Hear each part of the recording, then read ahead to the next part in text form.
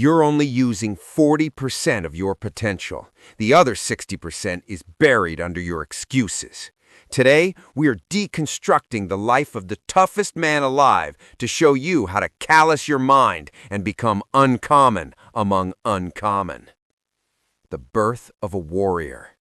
David Goggins wasn't born a superhero. He was born into a living nightmare. His early life was a battlefield of abuse, poverty, and racism. His father, Toughness, ran a roller skating rink in Williamsville, New York, where he forced young David and his brother to work like slaves while he lived a life of luxury. David witnessed his father beating his mother, Jackie, regularly. The trauma was so severe that young David developed a stutter and a learning block. He literally couldn't process information. He was living in a body that housed a broken spirit.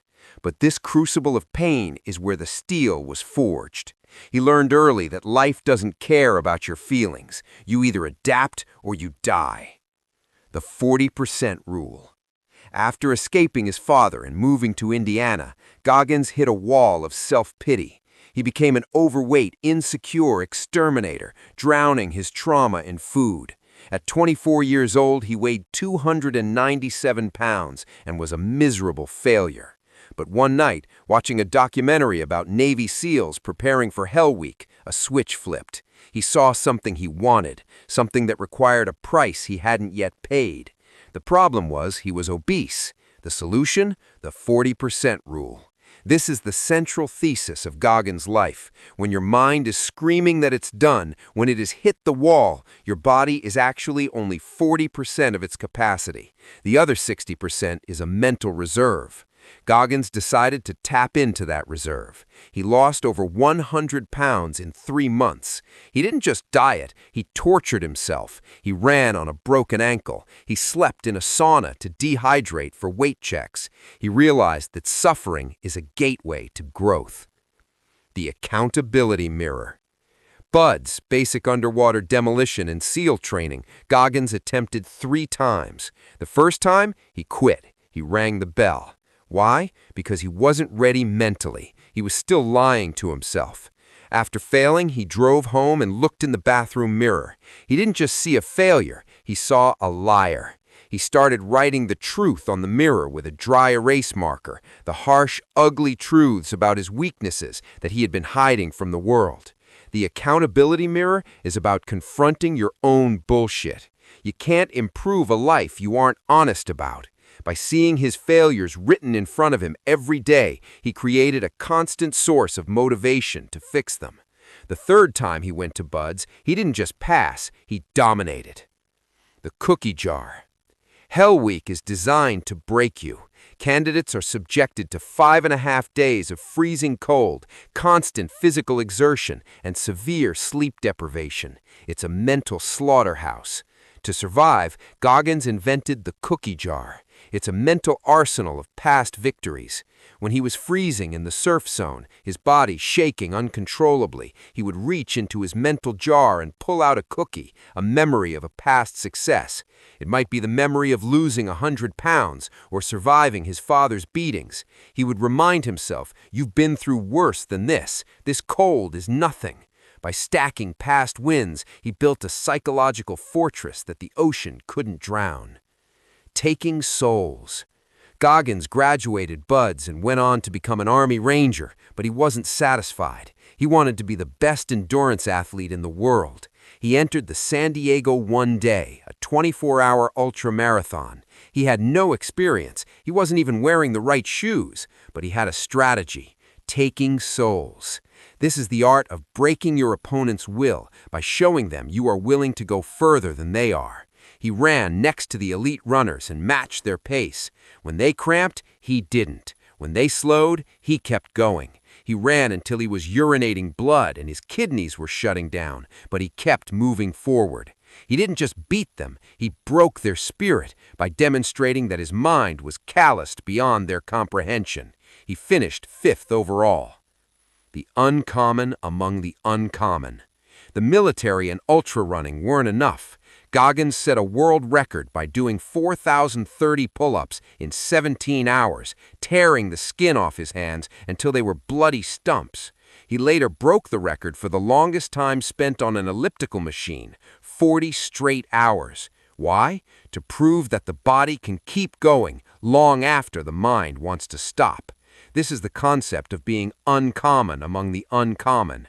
Most people are common. They make excuses. They seek comfort. Then there are the uncommon, the athletes, the SEALs, the high achievers. Goggins wanted to live in the space above that. He wanted to go so far beyond the normal standard of toughness that even the toughest people looked at him and wondered, how? The answer is always the same. He made friends with pain. He realized that pain is just a message from the nerves. It doesn't have to be a command to stop. The governor. We all have a governor in our minds. It's a built-in limiter designed to protect us from hurting ourselves. It tells us to slow down, to stop, to rest. Goggins believes the governor is a liar. When you feel like you are dying, you're actually just meeting your true self for the first time. During the Badwater 135, a 135-mile race through Death Valley in 120 degrees heat, Goggins' feet swelled so badly his shoes had to be cut off. He developed kidney failure and was hallucinating. The governor was screaming at him to quit, but he visualized a dial. He turned that dial past the red line. He kept putting one foot in front of the other because he knew if he listened to the governor, he would die as just another common soul. The power of the podcast and the aftermath.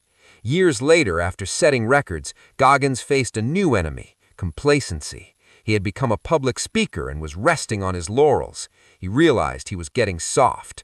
So at 40 years old, he decided to enter the Moab 200, a 200-mile race. He wasn't prepared. His body broke down early. He developed rhabdomyolysis, a condition where muscle tissue breaks down and poisons the blood.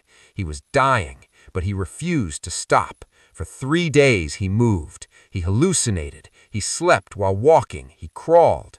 Why? Because he was chasing the version of himself that exists in the pain cave. He finished, but the aftermath was severe. He was hospitalized for days, urinating black sludge. This story illustrates the razor's edge Goggins walks, the line between maximum effort and self-destruction. The mirror never lies.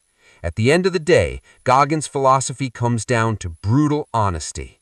The world is full of people who are satisfied being average. They tell themselves stories to justify their mediocrity.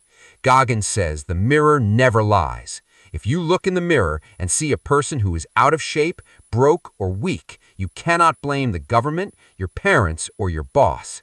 You have to look at the reflection and accept that you are the problem, but you are also the solution. By taking complete ownership of your life, you take back your power. Callousing the mind. David Goggins' life is a testament to the fact that we are capable of so much more than we think. The path to mastery isn't found in motivation, it's found in discipline, suffering, and self-accountability. You have to seek out discomfort daily to callous your mind. Every time you choose the cold shower over the hot one, the workout over the nap, the hard truth over the easy lie, you are adding a layer of armor to your soul. You are unlocking that 60% reserve. The question isn't whether you can do it. The question is, are you willing to suffer for it? Are you ready to become uncommon among the uncommon? The choice, as always, is yours. Stay hard.